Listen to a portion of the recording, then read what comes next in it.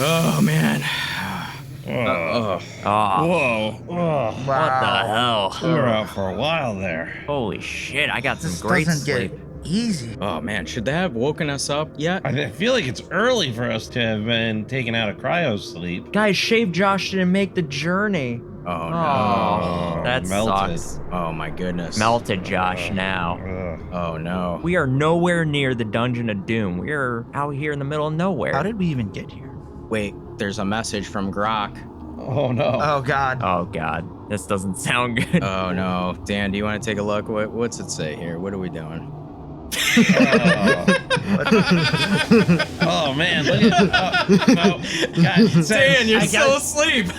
I'm half asleep, guys. Bear Claw, read it off. What do we got? Oh, guys, I don't know, man. This thing is spouting off all kinds of nonsense about how we got to go to some planet. There's some signal, and it woke us up early. We're not home, guys. This thing woke us up early to go check out some ancient rock and knob dick around and see what's going on there. That is not in my contract. This is out of our contract. I am not going to be doing this. I am not getting ketamine for Elon Musk. Yeah, I'm not doing going it. down to some strange thing and poking around in places I shouldn't be.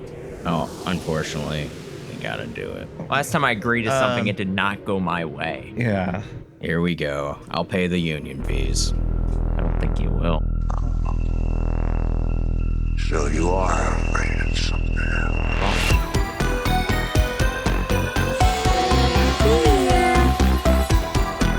We all go a little mad sometimes. You don't know what death is.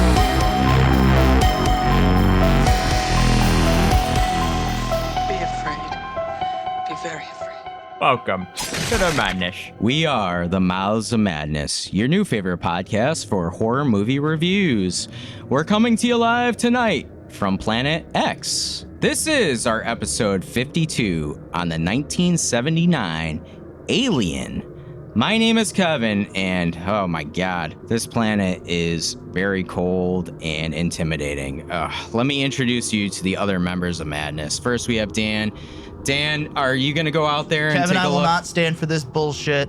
Bear Claw and I are actively forming a union as Yeah. we speak. We are going to go on strike. Yeah. We will not be going Right. onto this planet. You can send Logan. Logan can do it. We're not Right. doing it. Not doing that. Right. Oh my goodness, Bear Claw, you're joining the union over there? That's right, Kevin. Oh my goodness, why though? What? Come on. I'm not going out there, and I think We have rights. We have rights, and we need to get equal shares. And when we do bring this back, and if we find some treasure here, we want double shares of that. And we think Logan should be going out there. It looks cold. I don't know. We'll have to talk to Grok here. Logan You is. have extra fur. You're a bear. Yeah, and also, guys, one thing I want to talk about real quick. I'm just looking around here. I've noticed that none of you have your suits on. The email that you sent me, Kevin, said to make sure I had my suit on. I assumed we'd all kind of have our suits on. I don't read my emails. Yeah, I have like. Yeah, I don't know. Hey, is that a spaceship looking thing out there? I don't know. Get up! Don't see Ah! Well, Get out of here, Bear I've Claw. decided to absolve the union. Kevin has paid me double for this adventure. I'm ready to go. I'm ready to go explore and catch some rock. I'm getting a free Tesla. This is Bear Claw from the planet's surface. You guys suck. hey, Bear Claw, invest in crypto. There are a lot of other great horror movie podcasts out there, but what separates us from the other ones is that we're going to be giving you the older versus younger generation perspective. Myself, Dan, and Bear Claw were all born in the 1980s, while my son Logan was born in the 2000s. So this is the clash of the generations. Without any further ado, grab your flamethrower, pet your cat, hold on to your spacesuit tight, and let's dive into the madness. We watched Alien from 1979. It was written by Dan O'Bannon, directed by Ridley Scott. Do you know any other classics Ridley Scott's directed? Gladiator. Gladiator, it's like my favorite movie, and it's escaping me right now. Blade Runner. Yes. That's what I was thinking of. Blade Runner. And you have the iconic Matchstick Men with our buddy. Yeah, Nicolas Cage. Yeah. Nicolas Cage, okay. Casting wise, we have Sigourney Weaver as Ripley. What's she best known for? I don't really know. She doesn't really Ripley. done anything. Ghostbusters. And Ghostbusters. Cabin in the Woods. She was in Yeah. Cabin in the Woods. I was going to point out this is the third movie we've done with Sigourney Weaver. Ghostbusters 2 and The Cabin in the Woods were the other two. Wow. Tom Skerritt as Dallas. Do you know what he's best known for? Viper Metcalf Who's Viper Metcalf? from Top Gun. Top Gun. Oh, He was also at Top in Gun. MASH. Did you like MASH, Bear Claw? I've never seen that. Oh, not up there with Dharma and Greg. No. Doesn't have the same romantic comedy vibes. Yeah, MASH, I don't think does. Poltergeist 2, he was also in as well. We have Veronica Cartwright as Lambert. Do you know what she's best known for? Wasn't she in The Birds? Yes, yep. She was like the daughter. Yeah, she was in The Birds. She was also in Invasion of the Body Snatchers. Oh. But what's awesome is she won a Saturn Award for Best Supporting Actress for her performance in Alien. Really? Wow. That's awesome. Harry Dean Stanton as Brett. This guy is in a lot of movies. Repo He's got Man a serious resume. is the one that I remember. Repo him. Man. Christine. I have Escape from New York. Yep. Yep. Red Dawn. Yep. The Green Mile. Rango, The Avengers, I love Godfather Part 2, Fear and Loathing in Las Vegas, Oh. and Twin Peaks Firewalk. with Me. Wow. Yeah. What a list, huh? Yeah. I don't know. I think Resume. Rango He's a- takes Serious he's a resume. legend. Rango Harry- takes the cake. Rango's Logue's favorite. I love that movie. Yeah. Pretty good movie. John Hurt as Kane. How about him? Any idea what he's been in? John Hurt's in a lot of things. I remember him from V for Vendetta, but he also Yes. played a lot in Doctor Who. Oh, 1984 was like his big movie. Yep. Um, He also was in The Elephant Man Yes, Elephant Yeah. Man and Midnight Express. He was which also I've in never Harry seen. Potter. and Spaceballs. John Hurt was not in Harry Potter. Yes, he was. Who did he play in Harry Potter? He played the wand maker, or the guy who owned all the wands. Ollivanders. I don't know. I don't know. No, that's not him. Yes, it is. No, it's Ian Holm, right? Maybe I'm wrong. You are wrong, brother. Oh, you're right, Logue. I was looking at my notes wrong. Logan, you're right. God, like. He played Garrett Ollivander, right? Yeah, he was Ollivander. He Yeah, owned the yeah. Ollivander shop with all the wands and stuff. Yeah, Dude, yeah. that was such a cool scene. That's the only scene of Harry Potter I like. Wow. Well, let's get to the one I got confused with. Ian Holm as Ash. What's he best known for? Skinner. The preacher from The Fifth Element. He's a preacher Wow. from the Fifth Element, but he's also the Hobbit. Yes, Bilbo Baggins. Is the Bilbo one I- Baggins and Lord of the Rings. What's Skinner? Skinner, Ratatouille. Oh. He's the chef, the main chef in Ratatouille. Wow, I didn't know that. Yeah. Awesome. We have Yaphet Koto as Parker. What's he best known for? The Running Man. He's in that. Yeah, he was in The Running Man. That's true. He was also Mr. Big in Live and Let Die, the James Bond movie. Oh. Okay. Alien had a budget of $8.4 to $14 million. Do you know how much it Wow. grossed at the box office? I'll take a stab at this. I gotta go at least $150 million. Logan, I'm going to go 100 more than that. 250. 250. And I'm going to go 10 million more than that and go 260 million. Bear Claw's the closest. Okay. Alien grossed $188 million at the box Wow. office. Nice. That's kind of a cool, cumbersome spot. 1979, too. That's a That's pretty big really number. good. Yeah. That's a big number adjusted for inflation. Currently on Rotten Tomatoes, Alien has a 93% critic score Wow. and a 94% audience score. Wow. This is certified fresh. That's pretty close to Toy Starting off Story's this, 100. this year reviewing good movies. Let's bring that even more full circle, Bear Claw. Let's start the year off amazing. Roger Ebert. Oh, did he actually Wow. review this He, movie? even he loves this movie. He's going to be this movie. Dan's 100% right. 4 out of 4 stars. Whoa, Ebert. A masterful blend of sci-fi and horror, Indeed. and he praised its haunted house and a spaceship concept. Ah, Ow. Ebert, you're striking me. Like, what the Smooth hell? motherfucker. Even from the grave. Wow. We've got one, boys. Finally, Finally. finally. we're here. He made fun of some of my favorite movies, so I'm kind of pissed at Ebert. So finally, we got something good from him. For sure. Let's give you our overall thoughts on Alien. Dan, start us off. This movie, whether you want to label it a sci-fi movie or a horror movie, it's a masterpiece. In my opinion, it's the most influential film in how to capture outer space, from the beautiful scenic shots to the highly detailed and symmetrical modeled Nostromo, all the buttons and LED panels. It makes me wish I could interact with it all. They crafted such a fascinating and immersive environment. I like how the Weyland Corporation are the real villain in this movie. Yeah. And the alien is more or less a symptom, and how we are often left to contend with the symptom and never the cause. It gives the movie more depth and relatability. I think Ellen Ripley is the perfect foil as a protector of her crew. She has a moral code that is unwavering. She is willing to put people before the corporate mission. The alien design is so well put together, from its larval stage to its final form. It's so predatory, creepy, invasive, and violating. All those feelings you get with a nice body horror movie. The acid blood as a defense mechanism is such an awesome trait to give a creature. Killing that thing on a spacecraft could mean death for everybody if the acid breaches the hull. So it makes this an even more complex problem, dealing with this creature you've never encountered before and what it's capable of, and you have to somehow contain it in this spaceship, in this tin can, where outside of it the environment elements will eviscerate you. Like, it's just, there's no escaping death in this movie. It's like this inevitability that a lot of the crew members face.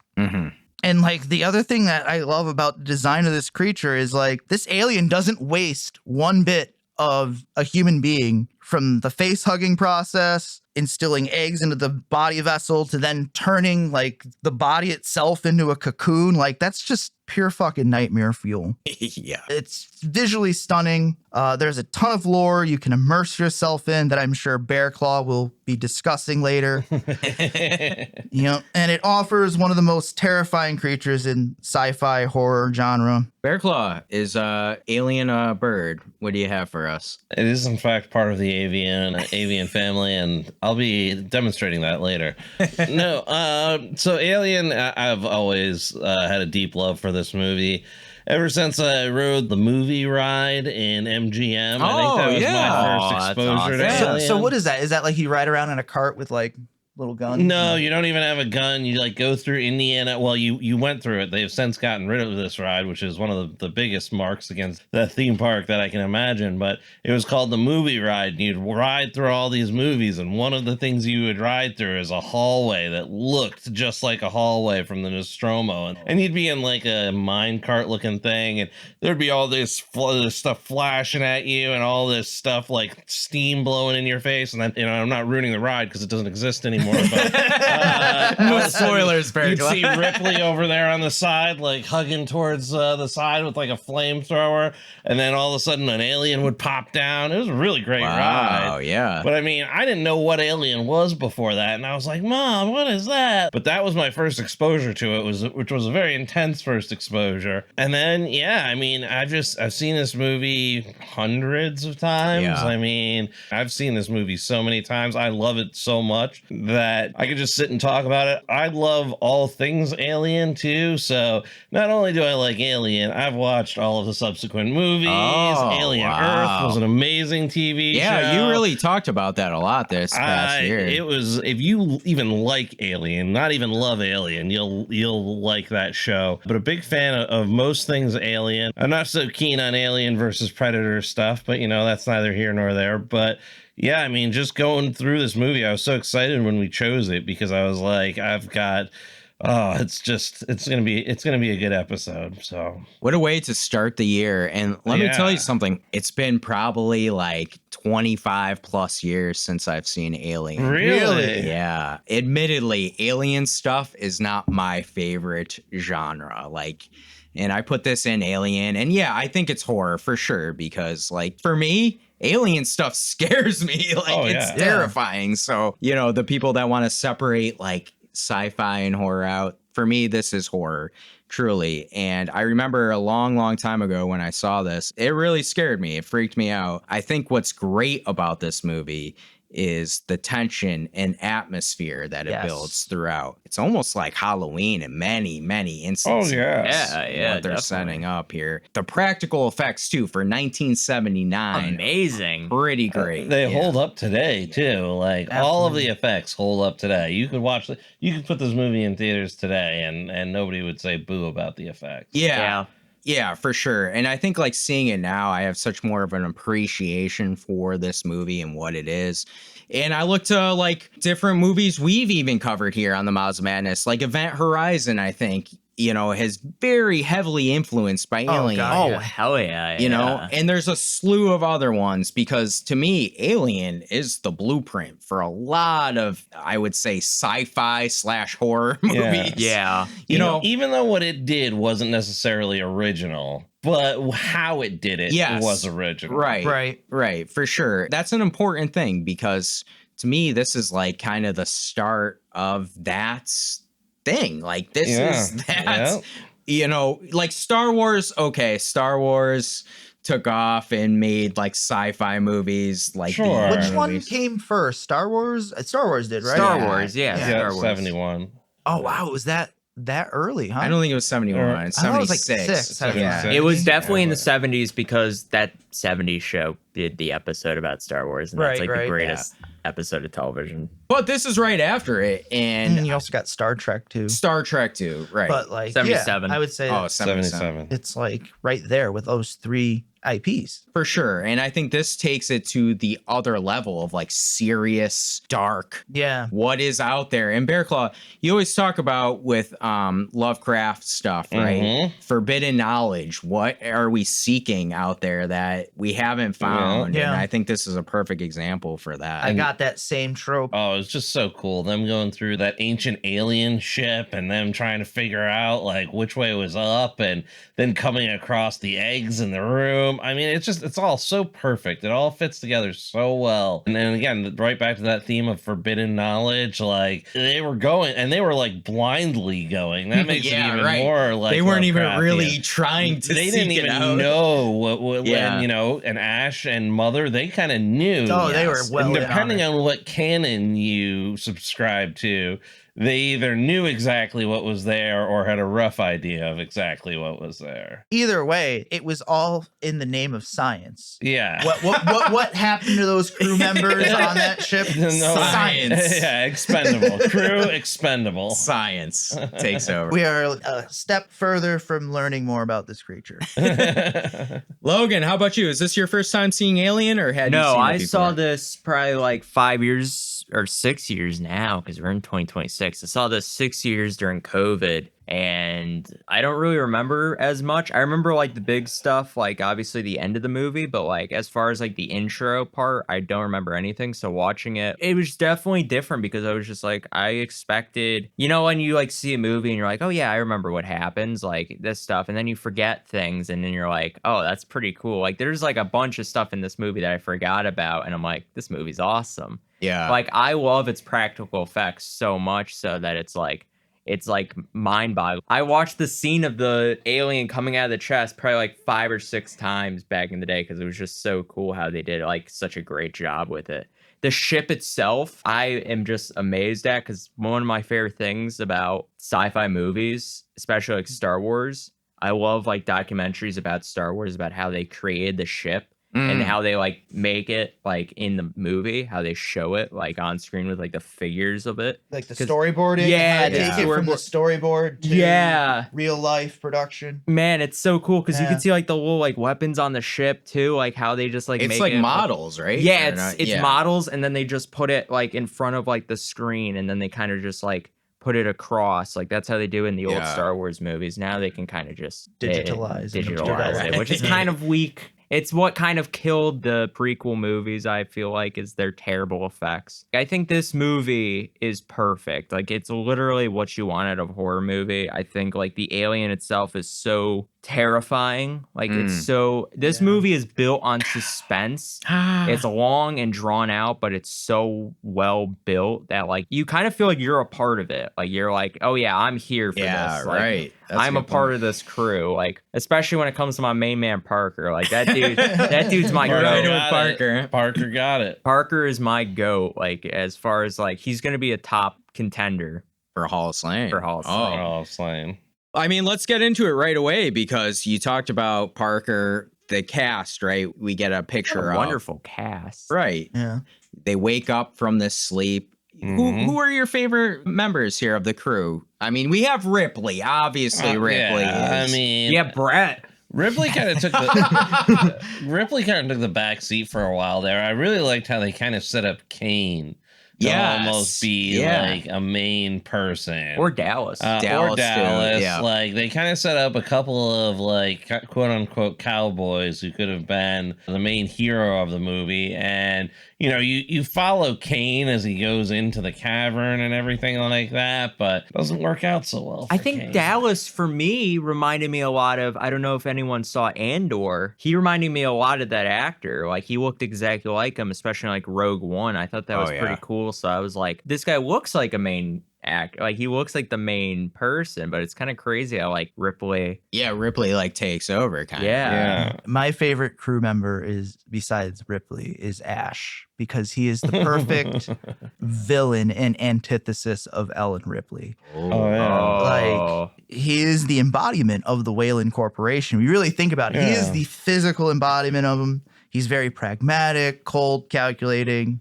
He's very little regard for people. And, like, his desire for knowledge, again, like going back to the whole idea, Lovecraftian idea of forbidden knowledge, that is a reflection of Wayland and not necessarily like even him. It's just it's more like it's like the corporate messaging I mean, come to life. His final message is pretty dark. Like, I give you my kind of like the sympathies. HR department. Yeah. Like you think that they're working for you, but they're working for the corporation. That is like HR too, like Logan said, like, I Yeah. give you my sympathy. I love that line. Like when they get rid of you, you know? Yeah. I've been here 20 years, man. I've been here to show this company endless loyalty. You have my sympathy. They send you off like fucking Kane and wrapped up Man. outside the fucking hole. Yeah. Oh my goodness.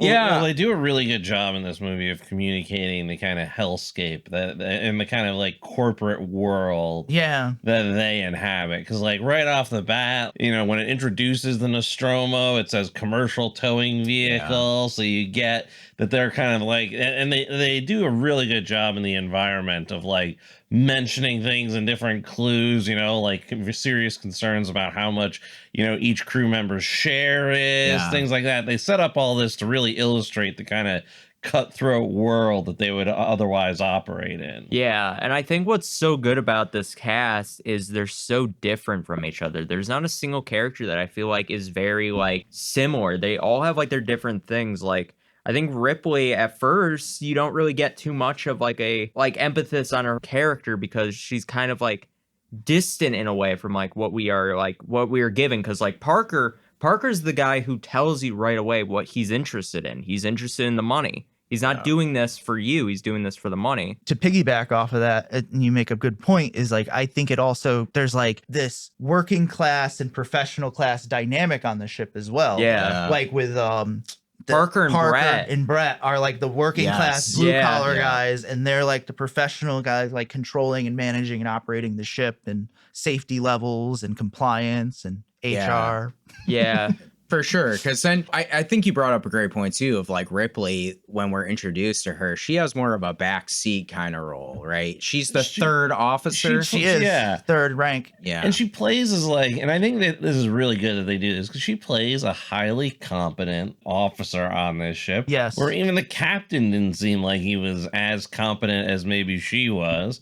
But she was highly competent. She was 100% right with the quarantine call that she made. And if Ash hadn't had ulterior motives, that probably would have been followed. Yeah, I mean, that's a great point because I think like maybe this movie was trying to make a a bigger reference to like gender roles too, right? Oh, definitely. You know, you have the cowboy men like who are going to use their brawn and everything like that. And then you have Ripley as the woman who's using her brains, you know, and like how she leads is more like thinking ahead and, you know, maybe more planned out and pragmatic versus, you know, the men, like you said, like we just got to do it now. Sort of deal. There's a great deal of commentary on this movie, and a lot of it I got from Novum here, also responsible for the payment as a bird theory. I want to give him his credit where credit is due.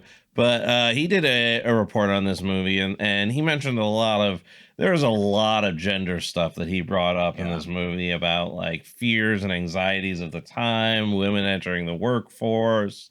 Like, this is 1979. This is a pretty long time ago. Like, there were some big changes going on around that time. Yeah, I think there's a lot of like, I think what's so good about this movie is the idea of, like Dan said, it's like an unescapable environment that they're living in, but they're kind of already stuck in that structured like society with like certain ways, like how there's like blue collar, and then there's also like the richer, more well-defined people, and they're kind of in one tight area against each other, battling it out, kind of like our last year's movie of The Thing, where they're in close contamination with people that were very different. And I think because like there's different cultures clashing, I think one of the most brilliant scenes in the movie, even though it's very short on screen, is the idea between Ripley and Parker when they're like in the downstairs like maintenance area, where like Ripley was giving him shit and he was kind of like backing off because he's like, well, who are you to tell me what's going on? Like, I'm not going to listen to you. He's like, he's joking with it. He doesn't really take her seriously because she's a woman. He's more of like, he's a man. Like, he's the one who's making all of this. Like, to him, she's just an officer, which is very much like our day to day, where, you know, there are people that don't want to listen to their bosses because it's like, I'm doing the work. They're just here to oversee. Do you think that gets into some of too when Ash, right, he opens the hatch, and there really isn't much questioning of Ripley being correct in this situation for quarantine protocols, right? Like, Parker mentions that he's like, I don't know, maybe she was right about this thing, you know? But like, other than that, I mean, they were all kind of like, yeah, open the fucking hatch. Well, it's one of those things that like, it seems like a good idea. Like, yeah, we got to help him. But like, if you think about what could and did happen, right? They don't want a dirty like, conscience. They just want that's money. What quarantines are trying to avoid. I think too, like the point in my head, like I'm thinking of is if Ripley was a man, do you think that goes She's kind of like a second class citizen just for her gender on this. Like, and again, it's what Logan was saying, like the social dynamics are from the 70s are so present in this film. Yeah, I think that's good because you want that kind of open dialogue between characters that isn't as told, but it's more like shown. It's more like misdiagnosed, or like kind of like in the, like, you can tell there, it's tense, like it's very tense. And when, like, I think even before, like, there's 40 minutes before the alien really shows up, and then once it does, it's like shit hits the fan, but it was already still pretty tense. So already building up that tensity in the air is just enough for the alien to kind of like be like this already well-grounded terror on this ship. He's like taking gasoline and throwing it in the fire. Yeah, like the match is already put in the air and he's just laying gasoline on the ground. It's perfect. I want to get into some of the early technology in this movie because I don't know about you guys, but like I love these old like 70s and 80s, like what they think. Oh, we were gonna remember the explanations for things. Yeah. You know, all the grid looks too, and like it's so cool. This was exactly in Star Wars as well, right? With the X Fighter grids and everything too. I mean, and Tron obviously took like big advantage of like the neon and everything with it. But I love this stuff. I don't know why. Yeah, it's a geek man's dream. Like it's just it's awesome. And like the bright colors and the screens with the saturated colors, and it's just, you want to just be sitting there, not, you know, pressing buttons and preparing to land. Like Dan said, he wants to get in there. If I was a kid with that toy, it would be the greatest day. Like Oh, it just man. looks so cool. Like you want to be a part of it. Well, I think that's what kind of early video games try to replicate too, is what they thought that would look like as well, with like Very Halo-esque. asteroids and things like that. Halo. I was thinking Halo. Halo. Yeah. Halo. Halo, the first person shooter. Yeah. I just I'm going old school. Oh. Old school. Speaking of games, though, StarCraft, Aliens hugely influenced StarCraft. Oh. Oh, Whoa. I love it. We also have Mother, which is supposed to be the supercomputer, right? This is the Yeah, early yeah. Grok. Yeah, early Chat GPT. Here's my question. Does the company, is that what they're Wayland? known? Wayland Yutani, yeah. Are they controlling the supercomputer, or is it just it's AI, so it's the system that they created. So technically they're just following what they were installed to do. you don't think there's a bias at all with this? Well, I don't know. The way that I understand it is that there is no direct connection between Mother and Wayland Yutani. But Mother has a lot of protocols and things and decision trees built into it that if X, Y, and Z happens, they must have been looking for this particular signal. And it knows, okay, if this signal comes up, we got to go investigate. I got to tell my buddy Ash that, you know, we got to get this thing home Right. one way or the other. And then, because Ash and Mother kind of work together. Right. Yep. Right. Yeah, because Ash is pretty much an AI system because it's an android. So like they are doing what they are programmed to do. The thing is, it doesn't care about human emotion. It's not built for that. It's not compatible with that. So like a situation like the alien being on the ship, they're not going to be situated for that because like as Ripley, like as he put it, you don't have any chance. Like the Mother and Ash both gave like that simple diagnosis, like you have no chance because it doesn't see human life overpowering this alien because Ash said it himself. The alien is the perfect life. Yeah, well, like, and they don't even care whether it kills all the crew or Yeah. not. They're just worried want that it. they need to get it back to Earth space Mother is so they just can like, have it. can you just hurry up and die already? You're really Bring it over. inconveniencing me with your questions. Yeah. I mean, let's talk about this iconic scene Bear Claw had mentioned earlier when they do go to the planet, right? And this was extremely, I was thinking how of. cool was it? Yeah, it was amazingly cool. I was thinking of Event Horizon though here a lot because do you remember in Event Horizon where they were trying to decipher what the signal was? Oh, yeah. And they thought it was an SOS, but it was a a warning. Yep. And that's what this is. And I love that kind of tie-in for sure. And they get to this planet and we have that massive ship just out there. I'd be like, fuck this, man. I'm not doing that. Yeah, I ain't going I'm into like, the ship. I'm like, we Pat don't Parker, know bro. what kind of experience humans have had with aliens at this point. Yeah, you know? right. They don't Like- give much background of like human and alien Like, is species. it acknowledged that there used to be aliens, or that there's other That's a good intelligent species, or is this brand new for them? It seems kind of brand new, but not like. Like they weren't like, hey, let's get the fuck out of here. They were like, No, they were like, we got to investigate. One of the things you also got to keep in mind, and this is what I think is one of the scarier things, is like they are years from anywhere. yeah. Yeah. Like years of travel from anywhere. Yeah. What did they say? It was like 10 months back to Earth or something like that. Yeah, maybe not years, but like 10 months. Like That's still fucking a long time. I mean, at the end of Yeah. the movie, she goes like it's 6 weeks until she makes contact. So. with the frontier. Frontier, Yeah. so that can mean anything. I should reach the frontier in about 6 weeks. With a little luck, the network will pick me up. Yeah. That probably 10 months. Damn, dude. Well, we know what happens though. Yeah, but I mean, it's the craziest shit. Like you think about those kind of time frames.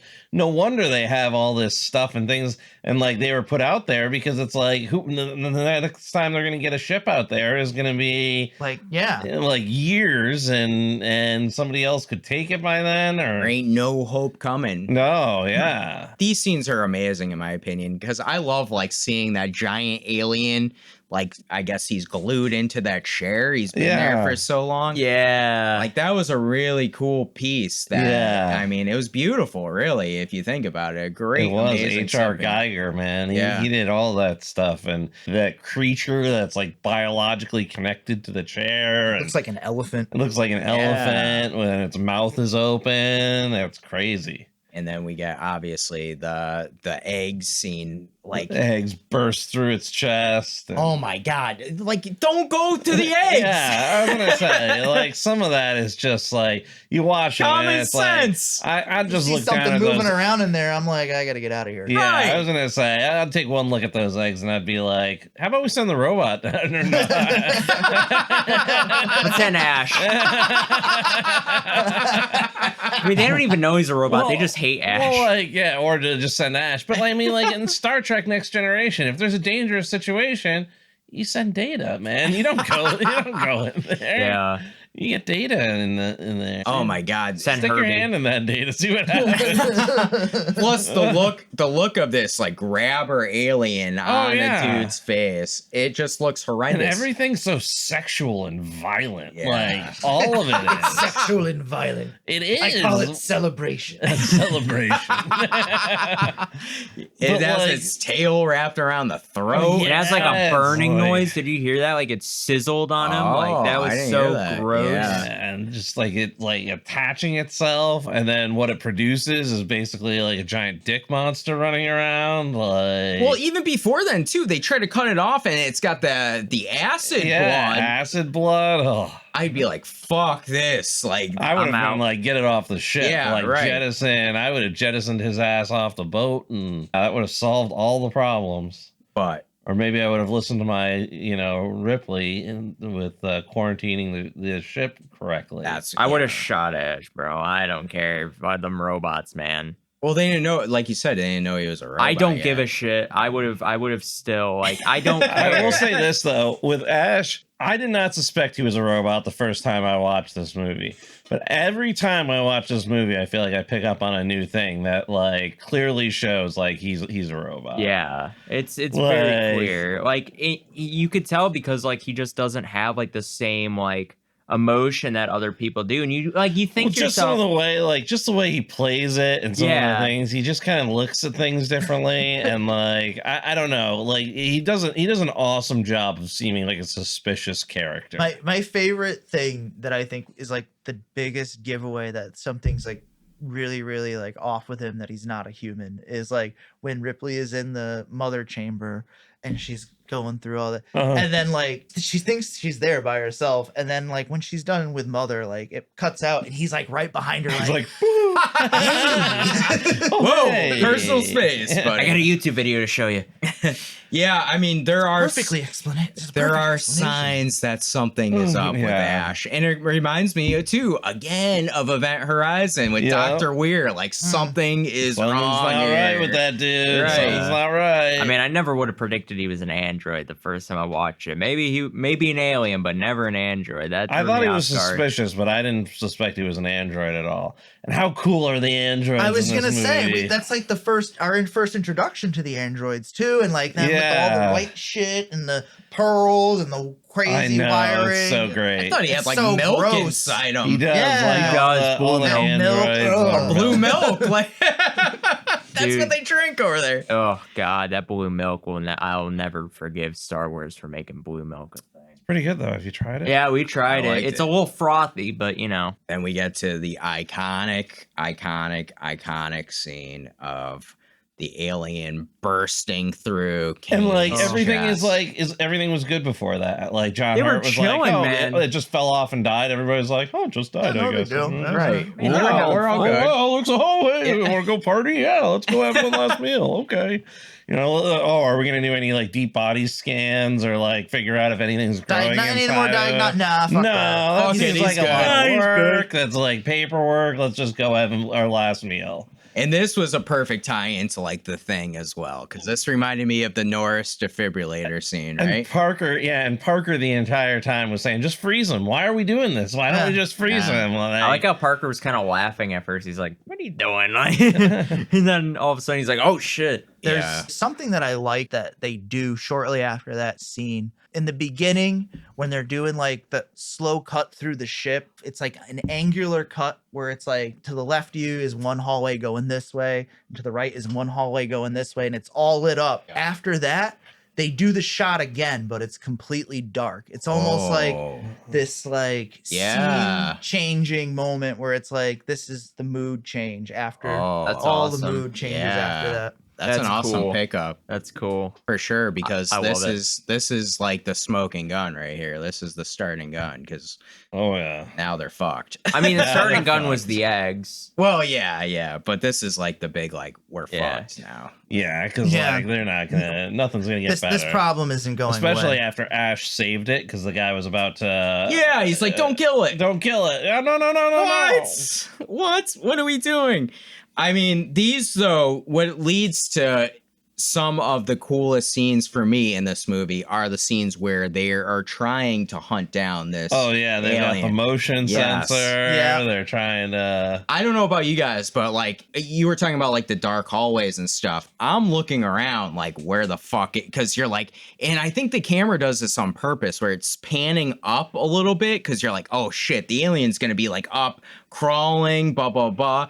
The big payoff though is when it's not a little alien anymore. It's hanging in the chains. You see it. just Yeah. like- It's a big fucking human like. Can you a man. imagine that thing though? Yeah. Like that thing is so aggressive looking. Like imagine that thing running towards heavy you. freaking Like, metal, man. It's got like chains all around it. Like it looks really cool. There's all like metal stuff around it. Around like the shoulders and stuff, you can see like the suit like itself, but like it's still really heavy metal looking. It's awesome. It is heavy metal.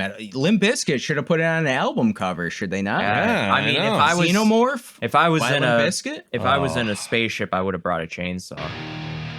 You know I pack a chainsaw. Well, they had a flamethrower here, which was cool too. Flamethrowers are pretty cool too. What year was the thing? 82. 82. Okay, so maybe it took flamethrowers from Alien. Yeah, for sure. Again, it's the blueprint, man. in my Oh yeah, opinion, you know? and Alien's great. I mean, I can't imagine something you'd want to use less on a spaceship than a flamethrower as a weapon. Yeah, oxygen, But fire. oxygen, yeah, fires. Well, like, we get that yeah. scene too where Parker wants to fucking flame the alien and Lambert just won't move. Oh yeah, She's frozen and like screaming. Well, I mean, this thing has just popped up and is just like, oh hi there, It's showing her its second set of teeth. yeah. I'm sorry, check brother. these out. I would have went like I'm not getting an alien. Sorry, I'm setting you both on fire. Yeah, I kind of felt the know. same way, Lug. I was like, gotta be honest, fuck I it. probably would have pulled the Yeah. trigger and been like, we'll see where you're dead either way. We'll see where the cards land, Fuck it. If you're not moving, Thank you for your service. Yeah. Bon voyage. And listen, I don't know like when tropes started and things like that, but the cat being the fucking jump scares. Oh, what a nightmare! This that is cat. one of 'em This is that right up there started. with Claude, man. This cat's right up there with Claude, Claude. the fucking cat. I hate Oh, that cat. I know Brett hates it too. Love that. Yeah. Right? Hate that cat. Well, Brett was being nice at first, and then the cat was getting all pissy, and he's like, "Oh, screw you! Like, I'm just trying to help you." that cat is the cause of a lot of issues. Oh man. my god. And then, of course, Ripley saves it. Like, come on, man. I mean, I'll True hero. yeah, saving cats. Our cat looks a lot like Yeah, it Jonesy does, here. yeah. I was like, oh my god. Again, you have great scenes of Dallas in the ducks, right? Oh Oh yeah. yeah. With the Oh yeah, flamethrower. man, that was That was awesome. the only thing I didn't love though. Is like his death was kind of like, Yeah, like what cheap. happened? Yeah. Like Well, they show you later. what? Oh yeah, He's yeah. like in the, I don't know what you'd call it, a lair where the alien's like laying eggs. Breeding, Oh I yeah, guess. where they like put him up in the resin, which I think is only in the director's cut, by Yeah. the way, because Okay. there's a 2003 director's cut and there's a 1979 theatrical version. I was gonna say I didn't see that in the version I saw, but I saw clips on YouTube of when it happened. Yeah, but yeah, because I guess he just gets snatched and then doesn't get killed. But this is a good point for the movie. What I think it does really, really well is it builds up this tension and has well-placed jump scares that earn us being being afraid with it, right? And jumping, like, because I think a lot of newer movies, what they do is they do too many jump scares. Jump scares, let's go crazy with jump scares, and it like loses its luster, right? But this, there's no music.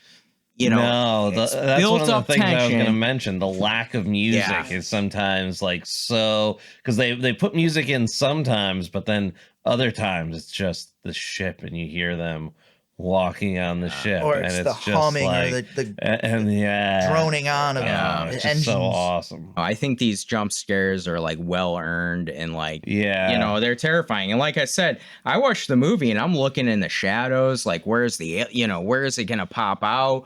And a lot of times they don't pay it off, and that's a good thing. Like, it's subtle and simple. Like, you don't have to do too much, right? Yeah, you don't have to do spots. That's my big thing with like this and like professional wrestling is you don't have to do 40,000 spots just to get like a simple scare effect. Like, I think that's one of like the cop outs with a lot of horror movies is they're like, let's see if we can do something fun here. It's like, you can just be simple. This movie's perfect with its simplicity. It's a lot of empty reaction though. It's reaction for the sake of reaction. Yeah, for sure. And like, I think a lot of movies like don't have a great story behind them, so they try to use. They rely on them, and it's like old reliable. Like, here you go. Here's a jump scare. It's like, you don't need that. You don't need to do these elaborate ones. To these two parts of the movie? I know jump scare. To a really elaborate death. Like, you know what? Terrifier does that a lot, where they're like, oh, here's a bad story, but here's a really cool kill. It's like, you don't need to do that. This movie's perfect with its simplicity, but it's also like execution. It's like it builds so much on character depth and like its own environment that like the actual kills itself aren't like necessary. That brings me to a great question I have. How do you think this movie plays for a modern audience? Do you think it's too slow? Like Bear Claw said, this is like anyone who watches this nowadays would love this movie. Yeah. They would love this movie. I think for the reasons we've discussed, again, there's such a relatability with the characters and how it relates to like everyday working people. Like there's the relatable underlining underneath it with like these revolutionary, for the time, revolutionary effects and design. Like, it's just such an experience. It's not just, it's an experience. It really is. And the way it was brought together and orchestrated and the story is told, I mean, it's just magical. It just stands like the test of time. Like one of the things that somebody said to me when we were watching it the other night was, is like you could take any one of the snapshots from that movie and you'd hang it on your wall as a poster. Yeah. Like you can almost take any scene from that movie and it would be like a cool poster for a wall. That's very true. Yeah. I'm going to actually take the other way on this because I do think that a modern audience, this is going to play a little slow for. You think so? Well, you know what? The people of my generation are very impatient. That's what I mean. It's like it sets everything up perfectly to what it is. But I think a lot of people's buy-in now is seeing a lot of the big stuff right away. Yeah. And people need a lot of lore. There's a lot of mystery in this movie. Right. Well, they don't... I mean, unless you go and you check out all the lore first. But I mean, if this is your first exposure to Alien... They don't spoon feed you. That's what anyway. I'm saying. Right. They leave a lot of things up to like your mind and what you think. And listen, I do think though, if you're going to set yourself on like, hey, I'm going to watch Alien and really pay attention and give my all to this movie, it gives you everything you could imagine and more. Oh, yeah. I'm just saying, like, I don't know if that wall is too big for a modern audience to get over. That's my only thing. I don't know. Because, like, I think of movies like, for example, Hereditary, Midsummer, Lighthouse. Those are all movies. Logan loves those movies. And those are all very slow burn movies. Wow. Yeah. That's a good point. And I would say, like Hereditary and Alien, like, Hereditary is a more intense movie, but I would say the viewing of Hereditary, I have similar like feelings when I watch Hereditary and Alien. Like they kind of both give you pacing wise. I can definitely see where you're coming from there. Yeah. I think though newer horror movies do sometimes take their time with certain like aspects. I think like one of the newest horror movies, like Weapons, kind of like takes a little bit. But like I think why this movie's perfect is because it's not for a certain selection of people. It's for pretty much anyone who loves horror. This is like a perfect movie for like a bunch of different sets of people. Like I think like certain horror movies, you know what you're getting into. This movie kind of takes different parts. If you're into an Alien movie, you're going to love Alien. But if you love like certain psychological thrillers and suspenseful movies, you're also going to love this. Like it has very different things packed into it. I think you're right though. Like that's kind of one of the big things for me is it is a little drawn out sometimes, but it builds up suspense. It builds up intense like feelings of emotion, which is good for a psychological thriller. I think like a movie like The Shining has a lot of that. It's a very long movie full of that. But I think that's good. You need that. You need to fill it. I'm glad you guys brought up examples of like what they say elevated horror. I know. And it's bigger now. And you're right. Like I can see that. You guys made good points. I have to go make a point. It's time for Man on the Street.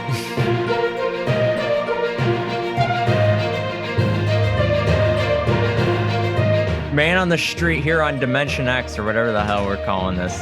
I saw there was some alien eggs out here. I don't trust that. You know, I've got my lucky chainsaw on the back. I'm ready. I think we can take our helmets off. I think the air here might be perfectly good breathing. So I'm just gonna. It's like Pandora. You might want to put your helmet back on, Dan. Oh my God. What, guys? What do you mean? Like I think it feels pretty good. I don't like this. Oh God. Oh God. All right, hang on. Get Put his your helmet suit back on. Get it back on. No, we can't lose him. Get it back on. Oh my God, we almost lost Dan. Oh my God. Don't take your helmet off, guys. Don't Oh do my that. God, PSA. Yeah, warning, do not go into space and take your helmet off. Do not be like Arnold in Magic School Bus. There's like an episode of Magic School Bus where he took his suit off in space with a liable teacher on board. Oh, I love how you're connecting Got it. Magic School Bus. Gotta trust Miss Frizzle. Yeah. Miss Frizzle got lost in space, which is pretty funny. Oh my God, Do it's not Miss trust Frizzle. Miss Frizzle just flying down. She got stuck on Uranus. Oh. Bearclaw, what do you Bearclaw, make of welcome Dimension back. X? Wow, we're here on this strange planet with these ancient astronauts, and it looks like something went terribly wrong here, Logan. Don't mind my face. It melted a little bit. I took my helmet off. Don't do Okay. that, by the way. Don't do take that. the helmet off. Don't take your helmet off. Okay, Not I like got one of those that. things that you Now, do. I'm noticing that there is a giant hole in the alien's chest. What have we found out about that, gentlemen? You think it's just a weekend trip gone bad here? Yeah, you know, sometimes people go upstate and they have a little fun. They come back, they're a different person. You know, that's kind Wow. of like us. Just something burst right through his chest. Looks like it came right out from his chest. Let's take a selfie with it. Okay. Now that I look at it, he's got some green fur. Oh, What? God. Add it to the collection. Let's bag it and tag it. Man, perfect for your pubic hair wallet. And that's been Oh. on. That's That's it. Man on the Street. Green.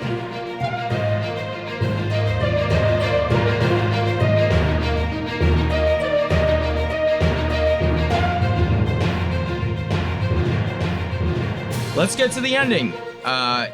What I think is cool too is built up. It's like now we're like building up this massive scene at the end. Yeah. Yeah. The warning is going off. The ship is gonna explode. Right? Yeah, Self-destruct. and I'm going to share something with you guys in the audience is here. I mean, I've always had a secret fantasy of wanting to. Okay. I was That's not right. expecting that. That's right.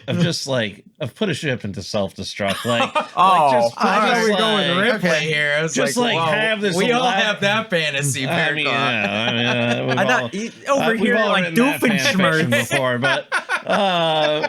but no, I'm saying where there's like this multi-step process that I have to go through, Yeah. and I don't even say it necessarily have to be to destroy the ship, maybe to fire the space cannon or something, but like some process where like I have to click a bunch of buttons. Brother and, like, added the self-destruct button and like cylinders Doofenshmirtz. I have to lift, and I don't know. That stuff's just very cool to me.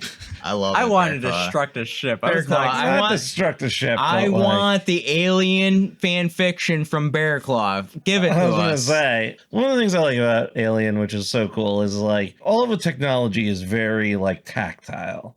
It's very like you can feel it. You can feel like the connect versus like Star Trek or something where it's like all like iPad. dang. You know what I mean? Yeah, Like, that's true. Back in the Trekkies. Hey, I'm a fellow Trekker myself here.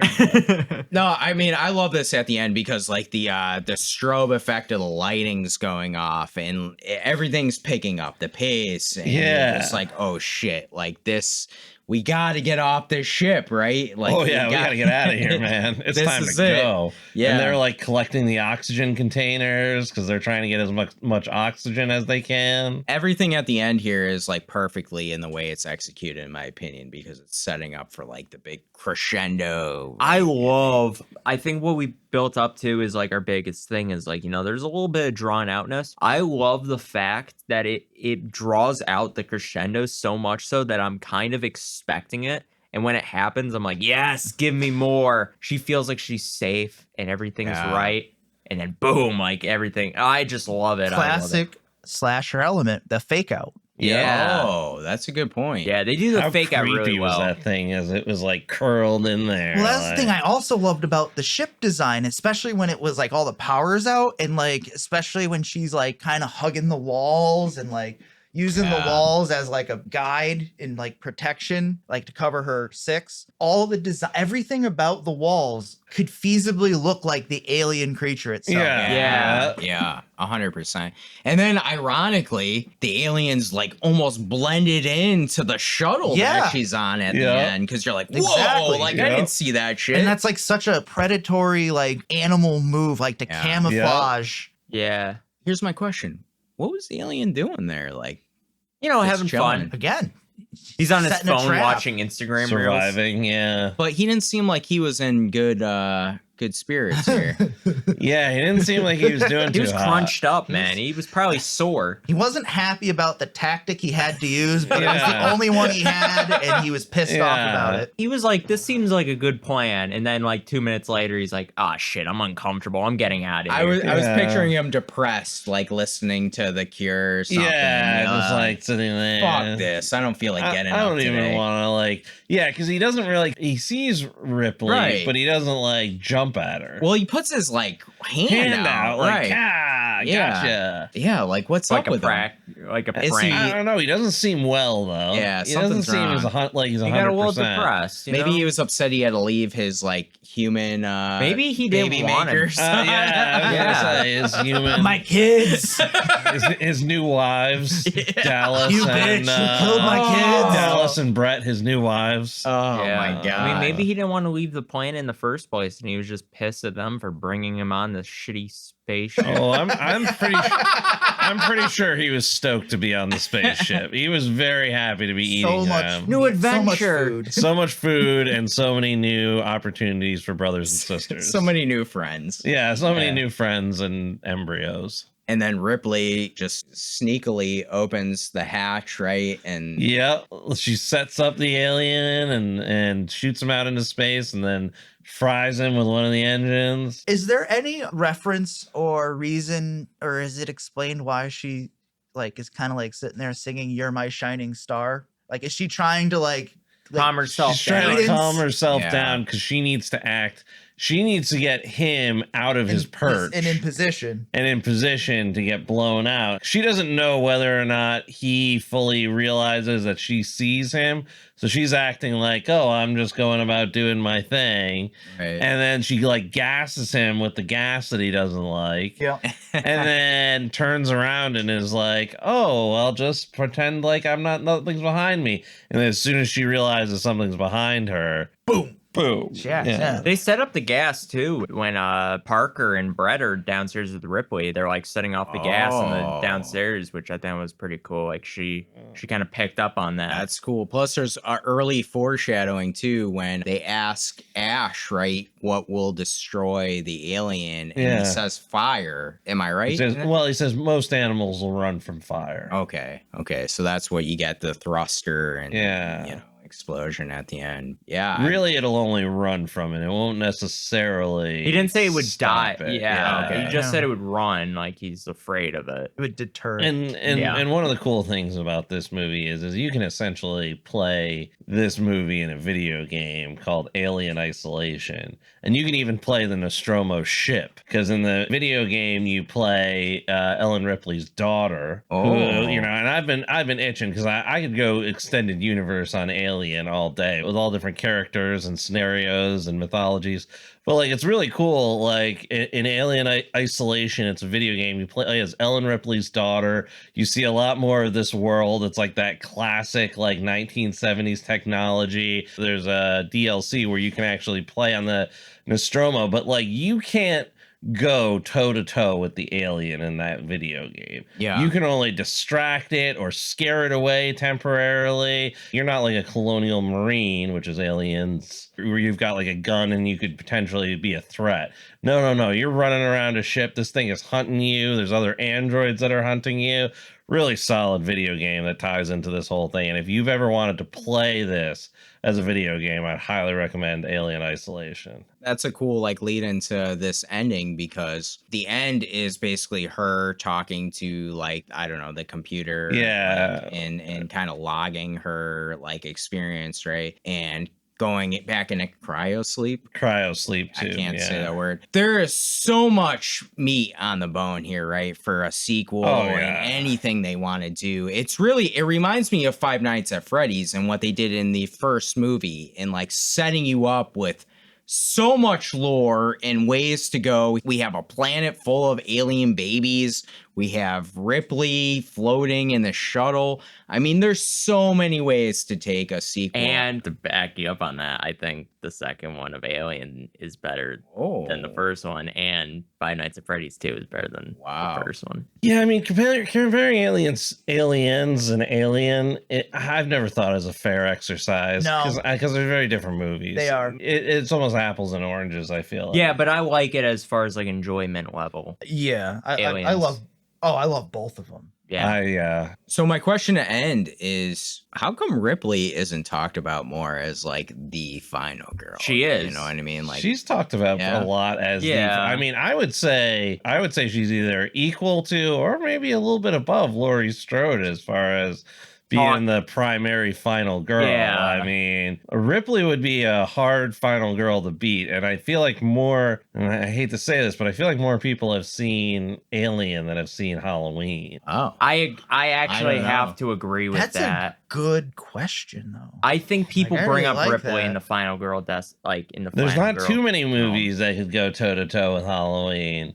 Aliens. But one of them. if there was Yeah. one, I mean, this won all kinds of didn't it win Academy Awards and stuff? Yeah, I Or- believe Yeah, so. I'm not sure. But more importantly, I think the critic and Rotten Tomatoes score would maybe even agree with that, yeah. with like how widely approved, accepted it is as a great movie. What do you Yeah. feel, Dan? Do you feel like Ripley is the ultimate final girl, or do you lean more towards like Laurie Strode? It's very subjective. I don't yeah. know. If I had to choose, it'd be Ripley with a bullet. Yeah. So Alien has received numerous awards. They won an Oscar for Best Visual Effects, plus Saturn Awards for Best Sci-Fi Film, Director, and Actress.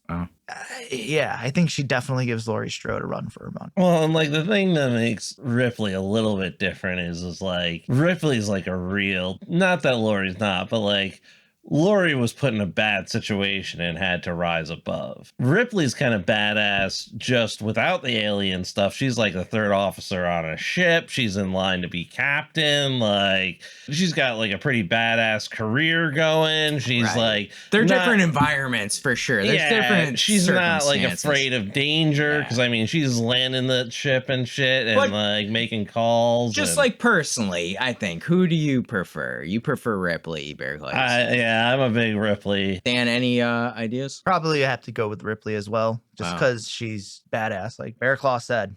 Yeah. Logan, how about you? Yeah, I mean, Laurie Strode. I mean, I gotta give the new one its praise. I do really love Callie Spaney as the main final girl for Alien Romulus. Yeah. Oh, Romulus I was a good really movie. I like liked- Romulus a lot. I really liked that movie. Especially See, the Romulus role. almost feels like Alien, but revamped for your generation. Yeah. I think it's perfect They're because like, it's we the gotta speed closest. this up. We gotta. It's the closest to Alien and its I'm gonna have to see it. sequel, Alien to Oh, Aliens. and Romulus is a great movie on its own too. Let me I be like clear that it's a about that. prequel. Yeah. I love that it's a prequel. I think in a real world setting, Laurie Strode is like the final girl, but like in this setting, Ripley's badass. You know, how could she not be? And I think it's awesome. I think it's awesome that they gave this role in 1979 and showed you like what a badass final girl could be, for sure. Oh yeah. She's got a flamethrower. That's pretty cool too. And she's hot. Oh yeah. You know, they waited to the end to show the underwear scene. Like, No. That plumber's crack. You could put a pencil in there. let's head to the wrap up.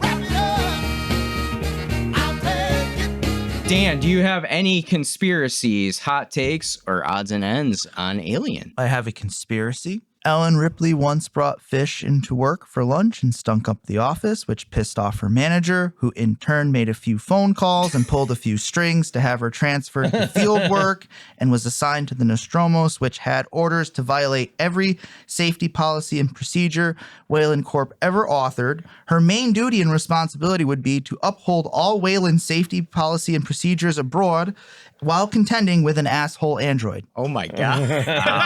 Oh my God. All because she brought fish into lunch. It's always that person. Oh It's always man. fish. Jonesy became jealous of the new pet alien on board and decided to mutiny against the crew and aided in their downfall. He kept one of them alive out of necessity. Wow. Jonesy may have been What a hot take. Jonesy may have been one of the culprits here. You know what I kind of want to see? This is a hot take off my head here. Jonesy and Claude, two Toe cats. to toe. I'm Two good. cats. Just And the octagon on the just White House playing, lawn. Just playing. No, they can't. They can't go toe to toe. They need to work through. Elon, make it happen.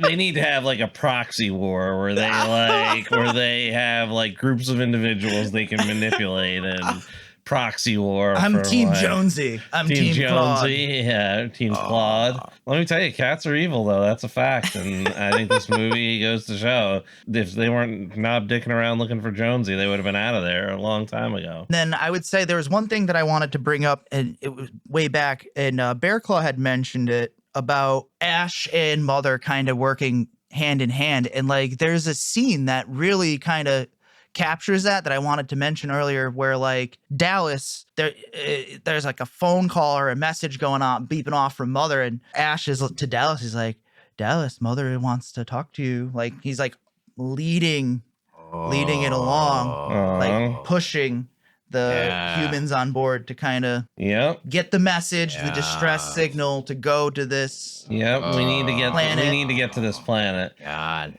And I guess that kind of plays into what my conspiracy corner, which I wanted to ask everybody is, do you think that they were sent out on anything other than to go to LV-226 and get this alien? Like do you think everything else. Do you think that they happened upon this, or do you think that they were sent there? Oh, I think it's 100% intentional. They were sent there, brothers. Yeah, you don't think they just This happened wasn't upon mere it? chance. Yeah, It wasn't mere chance. There is a book that's going to be turned into a movie pretty soon called Project Hail Mary, and it deals a lot with that, where it's like this guy who is very scientifically gifted, but he is kind of like, to them, like kind of their, I don't know, like he's kind of like their sheep they send off to like be, you know, do the thing for mankind. And I think this movie kind of goes to show like this company doesn't give a shit about their people. They care about what is their goal. So like to these people, it's like, you are just doing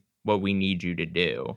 And telling you isn't really like, they don't want to do that. And I hate to bring this up, but it's just so cool, is when you look at the world that Alien is from, which is also the Blade Runner world. Like Ridley Scott has said many times that he sees Weyland-Yutani and all of that like being in the same world, and it Alien makes sense being with the in androids. androids and replicants just being another version of androids. I mean, listen, if we want to get into some deep Ridley Scott stuff. I'll put another pot of They coffee weren't on. And we they can weren't talk. too And surprised. we can talk about it. What? They weren't too surprised that Ash was an android. Like after a while, I think they kind knew of, that androids existed. That's They what just I'm didn't, saying, They just like- didn't know he was one. Right. Yeah. But where I was going with this is that they all kind of happen in that world. And Weyland-Yutani, and if you look at how the world operates, like the world operates like companies are now governments. Yeah. Is how they lay it out in Alien Earth. And the world is split up between like 5 different companies.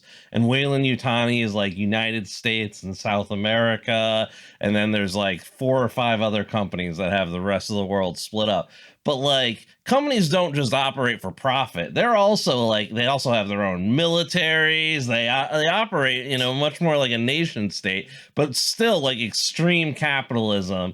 So, I mean, it makes so much sense that they would be like, well, you know, the crew, it doesn't matter as long as we get the bioweapon. That's the important part. Cyberpunk in space. Exactly. It's funny, like 1979 kind of predicting what the actual It's sad because future a lot would of these be. movies are supposed to be warnings, and now we're just like, no, we're doing it anyway. Yeah, they're actually like, this is a great idea. We should do this actually.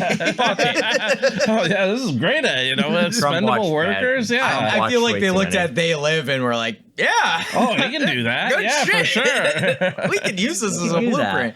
Bearclaw, any conspiracy theories, hot takes, and odds and ends? And my whole thing was just, you know, were they sent here or did they stumble upon this? And I agree. I think that they were sent. Novum does a pretty interesting take on this movie, and I would highly encourage anybody to go watch his video on it.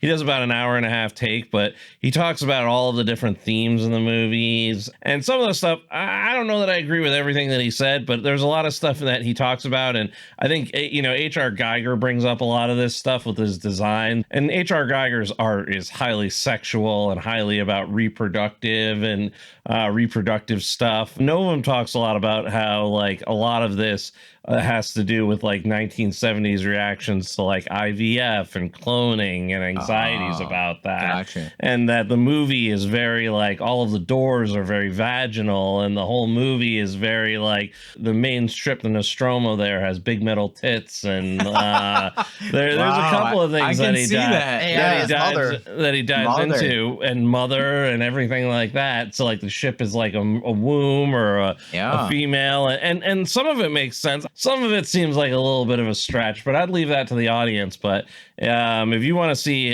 kind of an interesting take on this movie, I really enjoyed his kind of theories on it. Awesome. For me, I have a conspiracy. I think at the end, Ripley lands on a planet with more giant aliens. Oh. And then Ripley makes a deal with the giant aliens and says, hey, let's go rule Earth. You can be the ancient ones in exchange for entertainment. This leads into the cabin in the woods. Oh. I like it. So Sigourney Weaver is Ripley. Yeah. Oh. I like the way She you're becomes cooking. what she hates. Yes. Yes. I also have a couple odds and ends. In 2002, Alien was selected for preservation in the Library of Congress. Yep. Nice. Pretty crazy. This one I think is very cool. The writer of Alien, Dan O'Bannon, was friends with John Carpenter, and they met at USC. Did you know they made John Carpenter's first film called Dark Star? Oh. Really? That's cool. That's Yeah, I was gonna That's talk awesome. about that. Yeah, O'Banion there, he wrote on Dark Star. His first like real film was Dark Star, and then like he was set to do a movie of Dune. He was gonna do Dune, and it fell apart. And then he wrote like a couple books, but like yeah, he's like a really like prolific writer with that, which is pretty cool. Like I've seen Dark Star. I've watched Dark Star because of like I did music and movies, and we watched it, and I think it's like one of the most like, if you like Alien, I think you should check out Dark Star because it's very cool. You could probably find it, and that's just, it's so good. Is it like a predecessor or like a Yes. prelude? Yeah. That leads me into my odds and ends. If you're listening and you really love Alien, go check out Dark Star. It's All so right. cool. Dark Star is the complete DNA for Alien. They have similar themes of an alien getting loose upon a spaceship, the characters having to find this alien. Also, the big connection is Mother, the supercomputer they have a very similar supercomputer in Dark Star, which also is going to self-destruct their ship. It's very the well. DNA for Alien. That, and he wrote a 10-page story called Memory. And in that 10 pages is basically the intro of this movie, which is pretty cool. Like, he basically combined the two and was like, let's make just this awesome sci-fi horror. And it's really good. It seems like Dan O'Bannon had this idea for Alien for a long time. Yeah. And it's cool to see what it became. Logan, any hot takes, conspiracies, or odds and ends? I mean, I think my hot take is, why the hell would you go next to an egg that's moving? That was my big that was my big thing. I hate these people. away from Let's poke it. Let's see what happens. I think my conspiracy is, I agree with Bear Claw about the Blade Runner idea of androids. I would love to see a movie that is androids versus robots. I'd love to see like this world versus this world of aliens, like bringing the aliens to Earth and then having them just run kind of like a fight against them. Like, I think that'd be a cool idea for a future. Well, it's time for our Hall of Slain.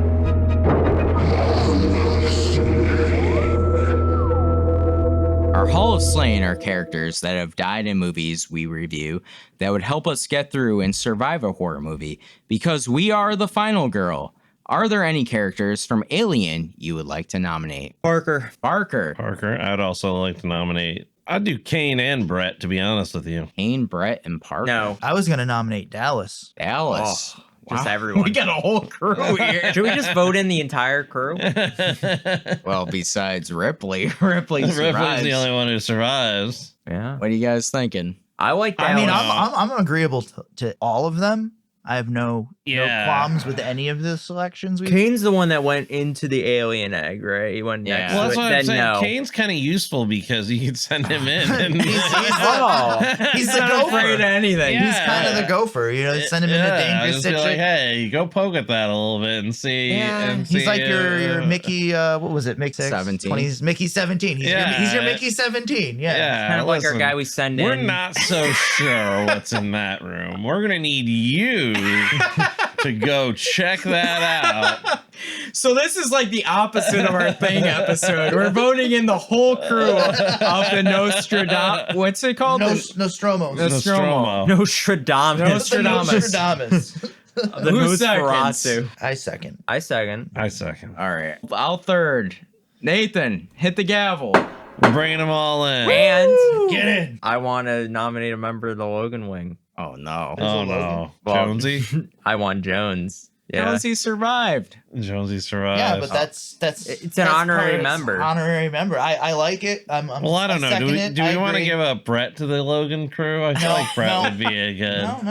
I want. All right, I Logan want- gets the cat. He gets the cat. Logan Clown gets horn. I want the Jonesy. cat. No, yeah. I got a rat though in my head. That's not Oh, gonna you're go going to have a well. little fight there. You know what though? We got a little civil war going in my Logan Wing. It's chaos and I love it. Well, Growing passes. pains, family ties. It's time for a hook, line, and stinker.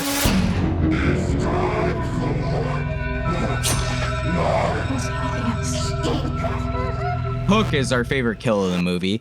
Line is our favorite line or quote in the movie. And stinker is something funny, awful, or weird that happens that makes the movie either better or worse. My hook, I'm sure some of us will have this, is Kane with the alien coming out of its stomach. Right that's so on. terrifying. I think it's the penultimate death. Yeah, it's amazing. It's iconic. It's everything you want. My line is, and Logan brought this up earlier, Ash, last word. I can't lie to you about your chances, but you have my sympathies. But you have my sympathies. Like, you're fucked. You're I love so that. fucked. I love it. Stinker is all the gooey stuff in this movie. Now, Too much. Now, what's worse, The this ooey ooze gooey. or the secret of the ooze? Oh, there's a lot of ooze in There's this. a lot. I of don't ooze. love the secret of the ooze. I like this one because it's a little less. Well, you have the alien being all gooey. You have Ash all milky. That one was a little gross. That's When, That was when some Ash rotten started milk. like sweating the milky Ugh. stuff. Oh, that was so great. And then you also have Parker and Ripley sweating like crazy. Like, It Jesus. gotta be looks hot hot in in there. that shit. There was no It looks air. hot in that shit. What do you think it smells like in there? Not good. Oh, just Not good. ass. Just straight ass. Can we open a hole in here? Let's get some air in it. let me Open tell a ya, window. Just a bunch of people sweating, not showering on a ship they've been on for 6 Hey, years. man, There's that's no the alien, not me. Uh, Dan, how about you? like you. I had Kane's death, exploding chest. Alien pops up, looks around, and scurries away. I don't know how you can beat that. I would say maybe Brett is probably a strong contender. I was sad to see Brett go. Yeah. Line for me, it's Dallas texting Mother about how to defeat the alien, and every response Mother is like, does not compute. Might as well have said, you are fucked. Screw you. Bitch. My stinker bitch. is Kane's funeral procession out the spaceship. All right, let's flush this turd and get I back was, to work. yeah, right? I was expecting it to be this like slow, solemn drift off into space, Didn't really kind know of him like well. at the end of Guardians of the Galaxy, where they give him that beautiful send off. I was expecting something kind of like that. No, just like right out, Yeah. just flush. The Okay. best part, Flush him down the toilet. the best part is like they're like, does anybody have anything to say? And they're just like, no. Nope. Anybody want to say anything?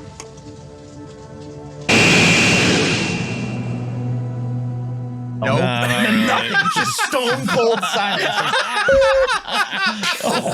And he goes out, ass over tea kettle, just Oh my out into god. space. No. So funny. Oh my goodness.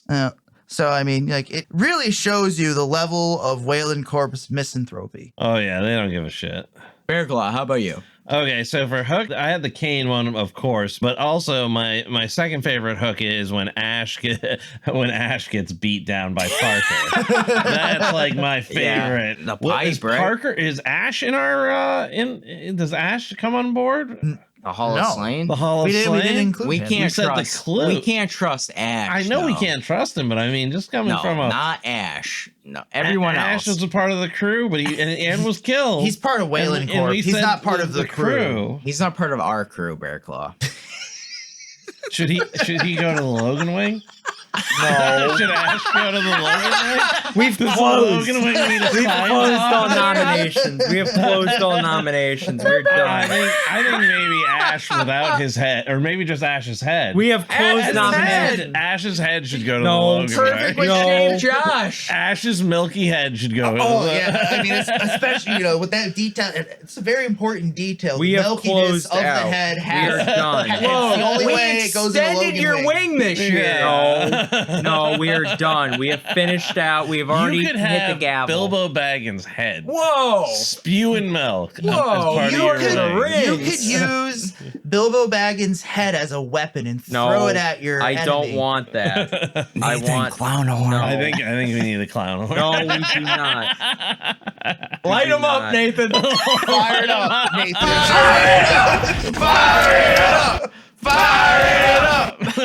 No, I do not want that. That is not a part of my wing. So Ash's beatdown was pretty good for my Hook, and then for the line I have, this is right before Kevin's line actually. Ash, You still don't understand what you're dealing with, do you?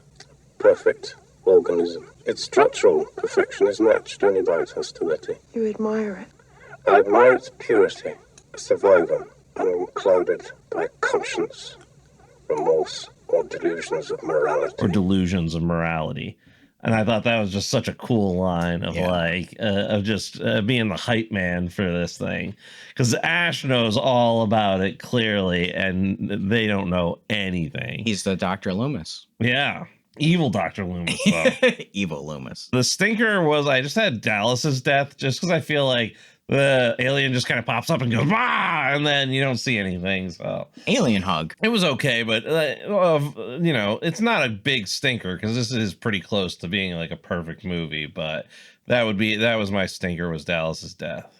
Logan. So my hook was Parker's death because how sad I was at his death. We were all sad at Parker's death. I really wanted him to It's a real last one. out. I knew he wasn't going to, but it still hit He hard. tried to be a hero too. He's like, Yeah. He's trying his best. He's just, Man. his ideas were all good ideas. My line, I have two. I think we ought to discuss the bonus situation. We should discuss the bonus situation. I love every line that Parker delivers is given with such great sincerity. I like how Brett was like, I don't feel like I could continue working until we get the bonus situation figured out.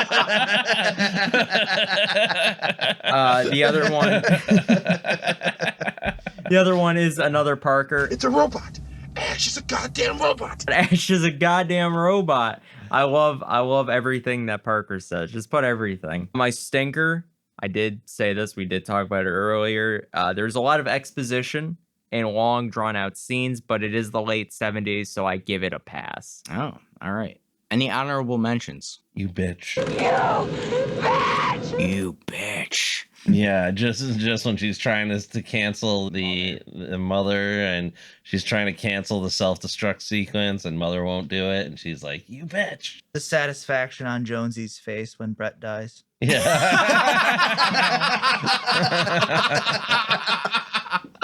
Oh my goodness. Well, we're on to our final rating. They're gonna rate the movie. What will they rate the movie? The killer is great, the victim sucks, the survivor is in between. What was that?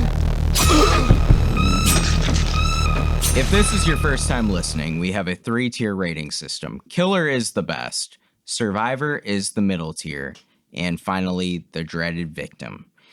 We also have the ability, one time per year, to deploy our Dark Star. For letterbox purposes, each member of Madness will have the opportunity to raise or lower the overall star rating by up to 1 full star. The Dark Star. That's no moon. Also, members can decrease. That's You what I mentioned said. Oh, that. yeah. Oh, you mentioned that? He did, yeah, that was in there. Sorry. That's Gotta in the have fine yourself, print. Bearclaw. Yeah. That's going in the edits. For me, no surprise, Alien is killer. The tension, the atmosphere, the well-placed jump scares. This is, for me, the blueprint on, I think, space horror in general. If you haven't seen this movie and you're listening to us, I recommend definitely going and watching this. This is a high recommend. To me, this is almost a perfect movie if there is one. I think Alien isn't talked about enough to me. Like, No, it's not. It's very underrated in horror because it's scary, man. Just Yeah. watch it. Dan, how about you? This movie is on my Mount Rushmore of horror, along with The Thing, The Exorcist, and Black Christmas. Oh, Killer.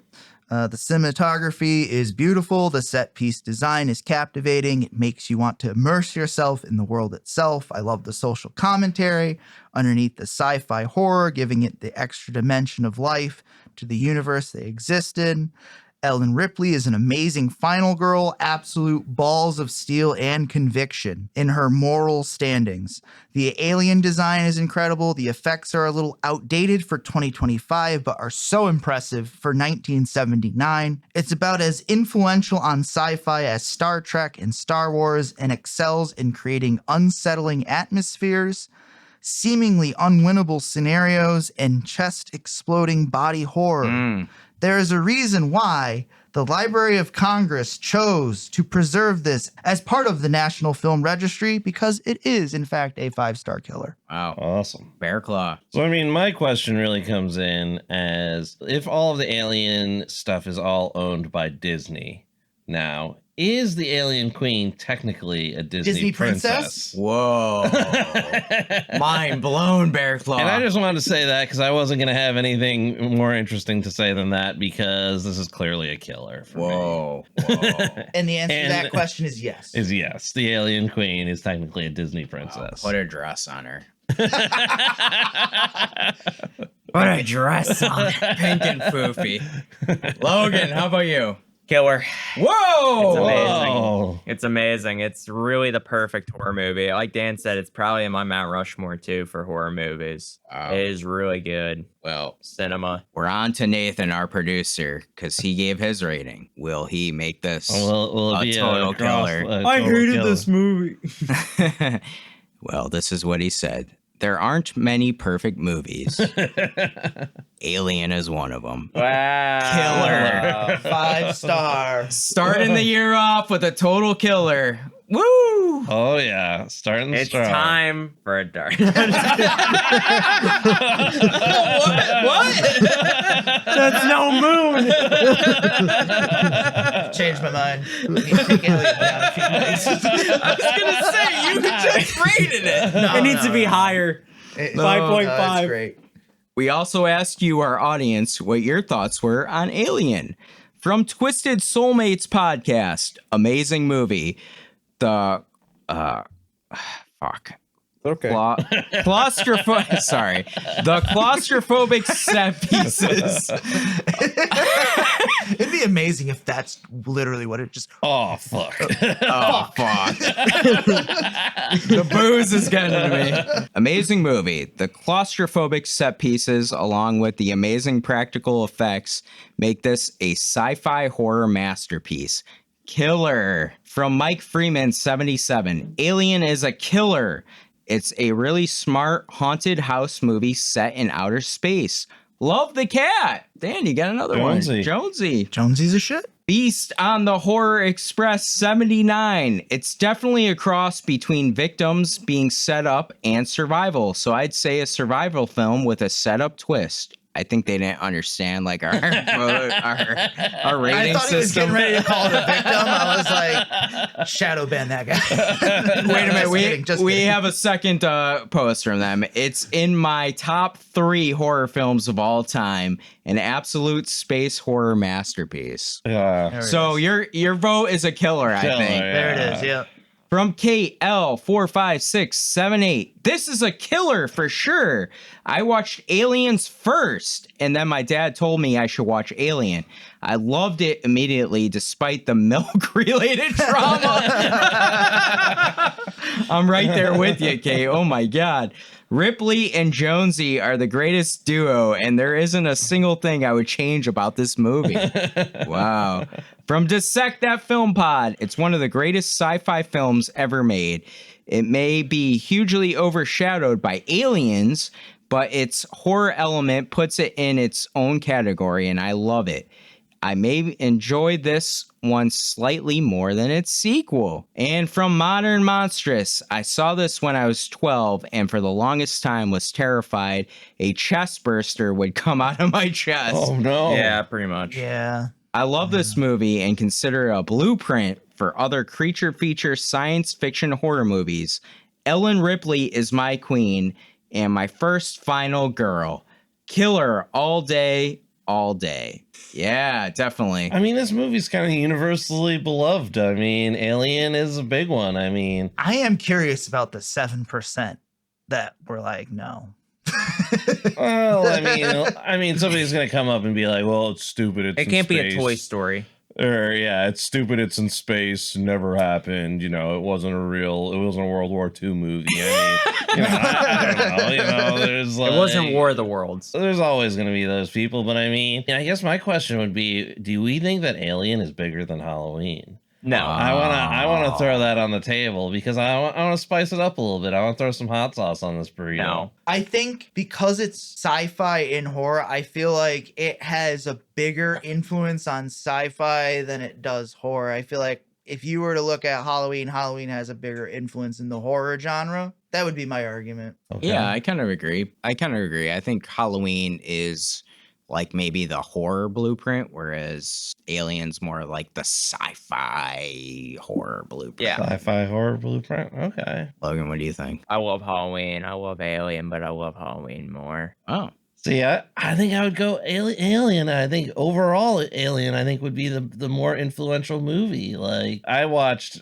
Alien long before I knew a lot about horror, and I mean, it was right next to Indiana Jones on that MGM ride. I mean, you went through the Indiana Jones ride, and I don't know, it just seems like a bigger.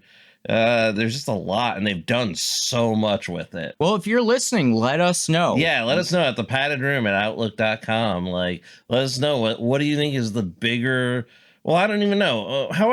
Whatever metric you want to use, but comparing like Halloween and Alien, because I think that is kind of a good toe-to-toe comparison of a movie. If you were to have like two movies that could both stand their own ground against each other, even when you're talking about like a Final Girl comparison, a killer comparison, you've got the perfect killer in Michael Myers versus a genetically designed perfect. They're almost the same. They're almost the same. There's a lot of parallels to those two. Here's my movies. question: Acid's really the only thing that's separating the two, really. Now, That's if you true. Capello, throw him in the mix, what happens there? Oh my God, Tim Cavallo, we're getting into big stuff now, Logan. Oh my goodness. Yeah, I think that's a great question. And, you know, listen, thank you all so much for your comments. We really appreciate hearing what you have to say. This seems like a pretty well-beloved movie. And if you would like to comment on any of the movies we review, go to our Instagram page at mouths.of.madness or write to us at the padded room at outlook.com, and we'll read them off at the end of our next episode. Before we end this episode, though, we want to embrace the madness and let you all know what we've been up to. Well, I watched Alien. And that's it. I'd never seen Aliens. Whoa! I finally watched Oh, yeah, Aliens. you told me that. And What? I loved it. Oh, Yeah! Game over, man. It's game over. Game over, man. I love that. Oh my God, Bill Paxton is amazing in that movie. Yes, he is. I can't believe I'm so. I so never sad. saw it. Yeah. Like I feel like I wish I could have seen it the first time again. Like, oh my God, it was jealous. a good movie. It was amazing. It's almost like a 1A and 1B. Yeah, they work so well together. Yeah. You're right, Logan. Aliens is, in my opinion, the perfect sequel. Like, oh yeah, it might be better than Terminator 2. Goes in a totally different direction. I don't know. though. That's another and question. it needs to. Yeah. It absolutely needs to go in that different Yeah.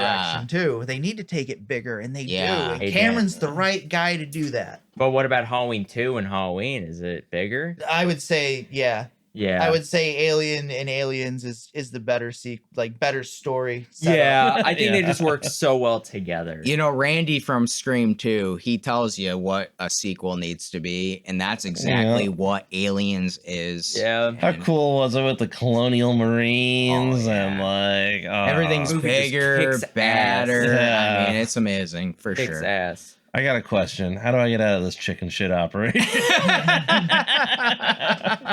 Oh man. Oh my God. Dan, how about you? I caught this really great documentary on Netflix called Breakdown 1975. Oh. It explores the cultural and political landscape of the 70s through the filmmaking of the time. Oh. There's a lot of like disillusionment with the government during the 70s, kind of like they cover like the Watergate and Vietnam War controversies, and how Hollywood started making movies that shifted towards like this darker tone that focused on institutional corruption.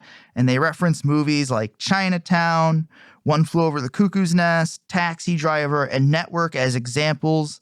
And they have prominent directors and actors sharing their thoughts and opinions on the films and of those times. Like they have Scorsese in there talking about like The Godfather as well. They talk about the rise of Jack Nicholson and kind of being the face of this like new revamped storytelling. Like I highly recommend giving it a watch if you're curious about just American culture and movies during the 70s. takes the two and it ties them together so nicely. That's Nice. cool. I have to check that out for sure. Bear Claw, how about you? Oh, I sit here with I don't know. Well, I say a little bit ashamed, but I really enjoy a lot of Hideo Kojima's kind of video game stuff. And anybody who knows Hideo Kojima, that comes with a lot of good and it comes with some bad as well. But I have been playing Death Stranding 2. It has been pretty awesome thus far. I was a big fan of Death Stranding 1 and all of the Metal Gear Solid games. So, it's just been playing Death Stranding 2. It's kind of a horror game. So you've got to worry about beached things, which is a whole concept that I don't think anybody has the stamina to get into tonight. But but maybe there'll be some special Death Stranding content. Yeah. Because we got to check out what's on the beach. But I absolutely love that game. I love Hideo Kojima. I think he's one of the greatest auteurs in video games right now, which I think is kind of a shrinking field. But yeah, fantastic game. I think Kojima, his Twitter account might be one of my favorite Twitter accounts of all time. It is so funny. It is like sometimes he'll watch a movie and he'll be like writing down like a full like paragraph, and they're well written, like they're really well. And then sometimes he'll hate a movie and he'll just go, watch this movie. Yeah, just watch it. I watched what this. happened. You can tell like what movie he Yeah, loves and just by sometimes how much he writes watches a about it. lot of movies. And sometimes he'll watch stuff Yeah. on like an airplane and stuff, and just be writing like these great paragraphs. And you can tell like he's writing these on the airplane because he's just sitting with it. He's so well crafted. He journals and watches, and he actually put it together in a book called The Creative Gene. All of the stuff that he like watches, and he highlighted the particular things that influenced him a lot, and like stuff that he's written a lot about. If you're into his stuff and his creative process, The Creative Gene is a great book to read. But I mean, you just can't play anything that's quite as original as some of the things that he's putting out there. And Death Stranding 2 has been awesome thus far. Right now I'm running around Australia trying to figure out ghosts and throwing poop bombs. It's great. Great time.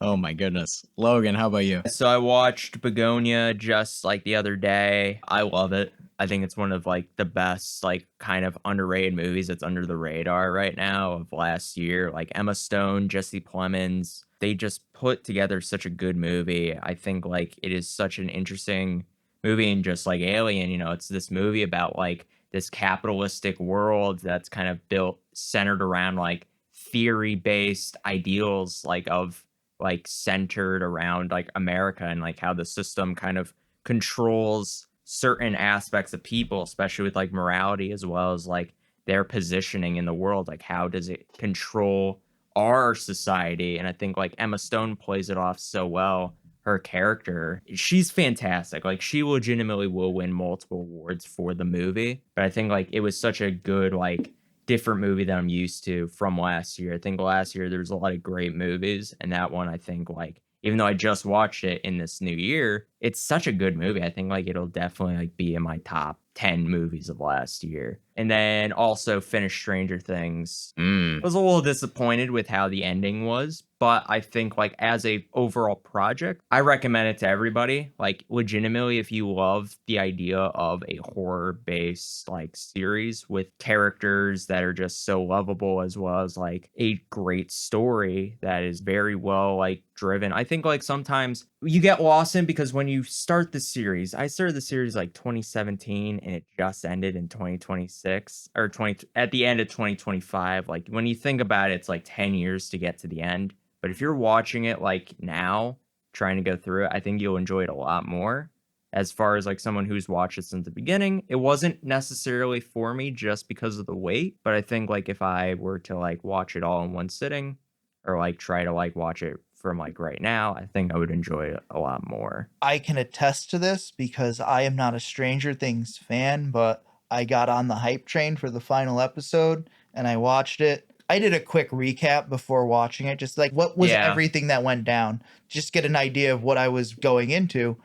And just kind of like being a layman, unfamiliar with the content and everything, I really enjoyed the last episode. And it's a pretty decent ending of a series comparatively to like a lot of other great series that just came out and absolutely shit the bed and sticking the landing on things like Lost and Game of Thrones. It's not like any of those. No, it's not at all, and they set that up very well. Like I think the biggest issue with a lot of shows and a lot of movies is you have a lot of deep expectations for it, and then when you have directors who are very culturally innovative as well as they are very in tune with social media and certain aspects of like interaction between fans, is they sometimes can block out things that probably should be kept secret. So like I think what they did is they said a little bit too much, and sometimes they said a little bit too little.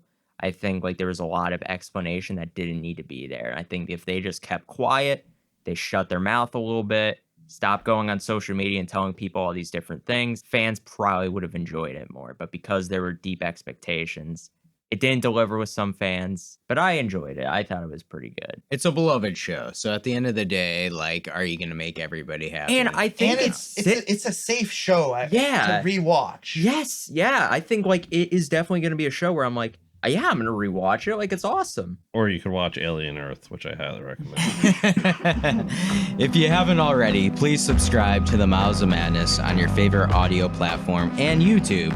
If you've enjoyed your descent into madness, please rate us 5 stars and leave a review. You can find us on Instagram at mouths.of.madness. We have a great YouTube channel where you can now watch our video podcast Straight Jacket Talk at Mouths of Madness. Finally, write to Bearclaw at thepaddedroom@outlook.com and let him know, what's your favorite Alien movie?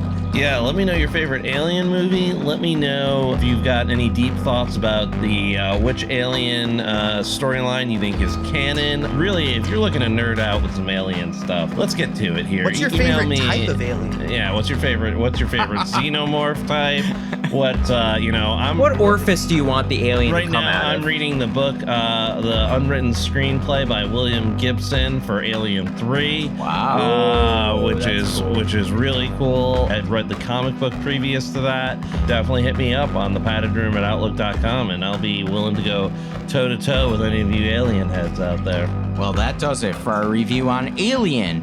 We'll be back soon with another episode, and we're going to be reviewing Bearclaw's pick, The Fly. Help me! But until then, back to the padded room with you. Oh, he's back, guys, and we're gonna let him back in. Looks like he's got a little critter there attached to his face. Wait a minute, we shouldn't let him in, should we? Yeah, why not? What's the worst that could happen? We need food. I'm tired of eating cream of wheat every day. So you want to eat this alien? Yeah. All right. Just give a little, just cut above the knuckle, get a little wing. Wait a minute. This is burning me. It's fucking acid. Let me try that out. Oh God. Got a little flavor. It's got a spice. It's got a kick to it. Oh God. Yeah, it's already seasoned. Delicious. Oh my goodness. It's burning a hole in the spaceship. I don't know what you guys are, but it's burning a hole through my heart. Oh, hey guys. Oh man, I feel way better. I feel like I've got a new lease on life now that that thing is off of me. Really? Yeah, You're okay? It just fell right off. Oh, thank you. Yeah. Oh my God, you look good, Bearclaw. Just fell right off. No problem. Hey, Bearclaw, what's poking out of your chest? You know, I've got a little heartburn right now. Uh-oh. Uh-oh. Oh no. Oh my God.